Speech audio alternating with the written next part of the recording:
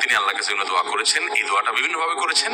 আল্লাহুম্মা ইন্নী আসআলুকাল আফিয়াহ ফিদ দুনিয়া ওয়াল আখিরাহ।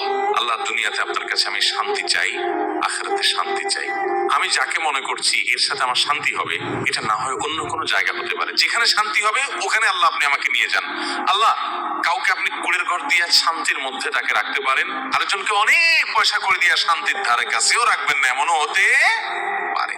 বাবা মা, পরিবারের লোকেরা আপনাকে বাধ্য করে হারামে যাইতে, তাদেরকে বুঝান, চোখের পানি ফেলেন, কোন ওলামা ইকরামকে দিয়ে কাউন্সিলিং করেন যে হারাম কি হালাল কি।